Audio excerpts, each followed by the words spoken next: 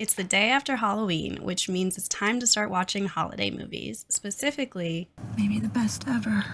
The Holiday. And today we're going to talk about that cozy cottage and how you can recreate that style in your own space. Sounds perfect. Hi, my name is Anne. I am an interior architect and designer, and today we are running, not walking, to Rosehill Cottage from The Holiday. So it may be hard to believe from these exterior shots, but this was actually a shell constructed on site, and then they filmed everything back in LA, just like for Practical Magic, which is another video that I did. But today we are going to get into the interior, so sit back and relax, and let me show you how to get Iris's style for your own bedroom. I must say, your house looks idyllic. As charming as the cottage looks from the exterior, it's even more cozy on the inside, especially the bedroom. You can see there's different textures coming together. You have the plaster and the wood beams, some warm colors like the reds and pinks on the bed, and then kind of an eclectic collection of furniture from different styles. So let's recreate the look for your bedroom. So starting out with the bare room, this, of course, has the fireplace and some beams in it, which you can purchase faux beams to install. And then for the paint color, I chose Benjamin Moore Dunmore Cream. It's a yellowy neutral that has some like depth to it, which I think is accurate to what Iris had. You could also buy a wallpaper that has like a plaster texture to it if you did want to add that extra texture in. And after that is when we add in some rugs and curtains. So the rug they had was just a simple like brown and cream stripe. There's actually a lot of stripes in the room when you look at it more closely.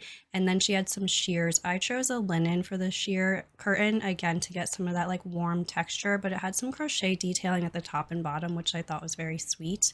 The bed is a white iron bed, and this company that I found actually does custom iron beds like this with different designs, and you can get all different colors. Of course, we're doing a white here. It's kind of the most classic. And then after that, to get that eclectic Nancy Meyers look, of course, you don't have matching nightstands. You have not only nightstands that are different from each other, but they may have not even been nightstands in a previous life. So the one on the right could have been like a small dining table. It's a white kind of cottage style. And then the one on the left is like a green blue. It looks like a vintage wash basin that's been turned into a table. And I thought this captured the spirit of what they had originally. After that, you definitely need storage. There's that scene where Amanda is trying to fit her clothes in that storage piece, which barely fit. Instead of the, opaque doors that they had, I found this storage piece that has glass and then curtains. They're linen curtains, but I think it adds a little bit of softness and texture, and you can actually switch out the curtains to a different fabric if you'd like to. But the white and cream, I think, is just so classic together, and I like how it adds some softness to it. And then Pottery Barn sells these kind of like modular pieces of cabinetry, which I think most people would think to do like in a home office or kitchen, but you could certainly use it in your bedroom, especially if you have tons of books like Iris has. So you can barely see it, but it's in the corner there. I did it white with a wood top and then a dresser to the left. She has a few different dressers scattered throughout, kind of in similar like traditional wood styles. And then this is where we start to mix in kind of eclectic furniture pieces. So the bench at the foot of the bed looks like a vintage chinoiserie bamboo style bench with a rattan top. So I found something similar. And then she had an armchair in the corner in a blue with like the front of the arms exposed in the wood. I really liked this one from Paragold because it does have a bit of striped textural patterning to it, which I think is really beautiful. And then she had a rattan side table. I did a round one instead of the square one that she had. After that, tons of ambient lighting. You can see, especially in the living room, there are literally table lamps everywhere in this cottage, and with a variety of colors and forms on the shades and the base themselves. There's like a Delft blue one on the fireplace mantle that I found. And then for both nightstands, they have kind of like pink floral on a white background and then like pink and white striped on the right-hand side. And then also she had like a glass ribbed table lamp, so I'm showing that on the dresser as well with a jacquard, I'm probably saying that wrong, lampshade, which again is bringing in like that richness of textures with some floral patterning, which of course there's florals scattered throughout this room. There was, you can see in one shot, a small chandelier, I think kind of over the stairs going up to the bedroom. So I found this one has a little bit more going on than the original and is a little bigger because I think that fits the space better. But I do like the idea of kind of playing with its location in the room, like rather than just centered right over the bed, you can kind of have it off to the side over a little reading nook. And then she doesn't have floor lamps anywhere. So this is where I strayed a bit because I think Having so many table lamps can start to feel a bit cluttered, but of course they sell floor lamps that are also integrated in a table. So that's what I added here. It's in a wood bead shape because there is a wood bead mirror, which I'll get to later. But I think it kind of streamlines things a bit, and I like, to have a mix of table lamps and floor lamps. And then the bedding, of course, is very important in creating that cozy look that you see Amanda in, with reds. There's kind of like a red, like puffy blanket, and then there's a red and white striped quilt, which I have here. The sheets themselves are also striped. Again, there's lots of stripes, kind of similar to what I have here, like a cream and white stripe, which you can see in that scene with Amanda and Graham more closely. And then after that, we get into artwork over the bed. So she had kind of like a grouping of sketches over that left nightstand, which these are from Etsy sellers. One is like a vintage reproduction of a Klimt sketch, which is cool. And then over the bed, she had probably like pressed real leaves in a frame. I didn't think it was that exciting, but I hate to do something that's just like a print of pressed leaves. So Okay, I hate this. I found from this Etsy seller, a couple different people do this, where they take old dictionary pages and then like press leaves over it and create something really interesting.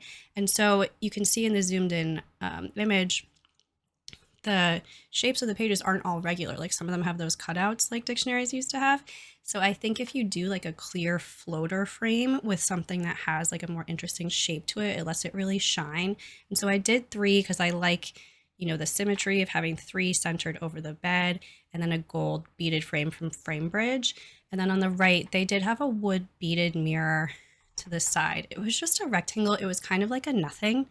So I found this arched one. I think it's from Amber Interiors.